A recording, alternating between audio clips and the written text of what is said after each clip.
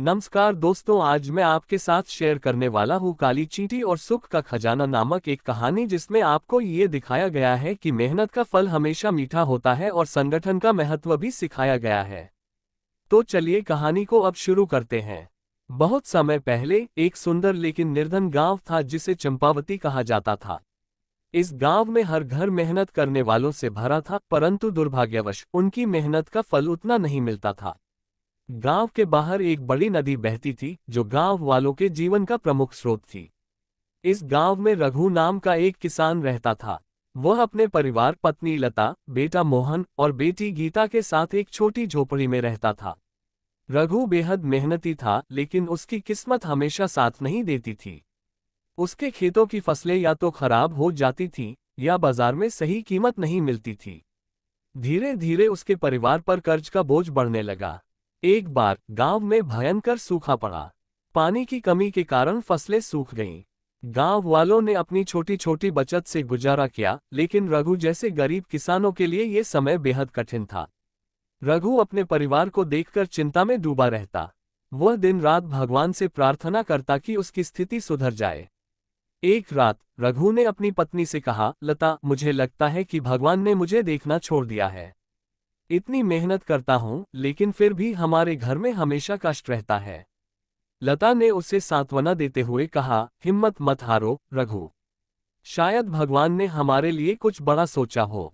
अगले दिन सुबह रघु ने देखा कि उसके घर में काली चींटियों का एक बड़ा झुंड आ गया था। वे रसोई के पास से अनाज के छोटे छोटे टुकड़े उठाकर ले जा रही थीं। रघु पहले थोड़ा परेशान हुआ, लेकिन लता ने कहा, काली चींटियां शुभ होती हैं, इन्हें भगाना मत। ये संकेत है कि हमारे घर में जल्द ही सुख और समृद्धि आएगी। रघु ने उत्सुकता से चींटियों को देखना शुरू किया। वह उनके अनुशासित तरीके से काम करने से प्रभावित हुआ। चींटियां कभी थकती नहीं थीं और एक निश्चित दिशा में चलती रहती थीं। रघु ने सोचा कि शायद ये चींटियां किसी खजाने तक उसका मार्गदर्शन कर सकती हैं। उस रात रघु को एक अजीब सपना आया। उसने देखा कि एक दिव्य रोशनी के बीच एक सुंदर देवी प्रकट हुई। देवी ने मुस्कुराते हुए कहा, रघु, तुम्हारी मेहनत और ईमानदारी ने हमें प्रभावित किया है। तुम्हारे घर में आई काली चींटियां तुम्हारे जीवन में सुख और समृद्धि का संकेत है। उनकी राह का अनुसरण करो और याद रखो, धैर्य और मेहनत ही तुम्हें असली खजाने तक पहुंचाएंगे।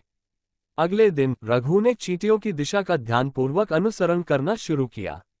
वे चींटियां उसके घर से निकलकर गांव के पुराने बरगद के पेड़ तक जा रही थीं। रघु ने पेड़ के पास पहुंचकर देखा कि चींटियां पेड़ की जड़ों के पास एक छोटी सी दरार से अंदर जा रही थीं। उसने एक फावड़ा लिया और खुदाई शुरू की। कुछ ही देर में उसे एक घड़े की गर्दन दिखाई दी। रघु ने घड़ा बाहर निकाला और उसका ढक्कन खोला।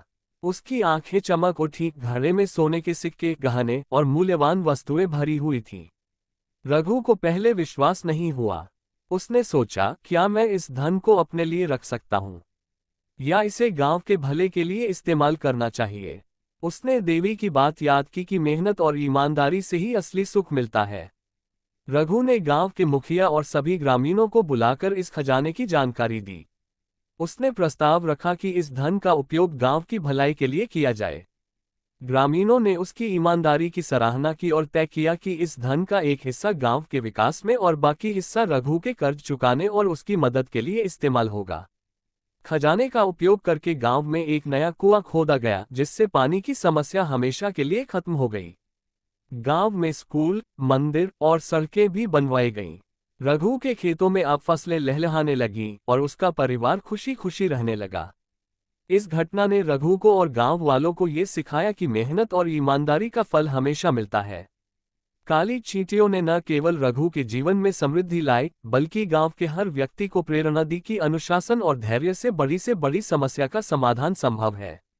इस कहानी से हमें ये संदेश मिलता है कि 1. मेहनत का महत्व, जीवन में सफलता का सबसे बड़ा सूत्र मेहनत है। 2. धैर्य और सकारात्मकता, हर कठिनाई में धैर्य और सकारात्मक दृष्टिकोण से काम लें। 3. संगठन का महत्व, काली चींटियों से हम संगठन और अनुशासन का सबक ले सकते हैं। 4. साझा समृद्धि, सच्चा सुख तभी आता है जब हम अपनी सफलता को दूसरों के साथ बांटें। तो दोस्तों, आपको मेरी ये कहानी कैसी लगी? अगर अच्छी लगी तो लाइक, शेयर और सब्सक्राइब जरूर करें।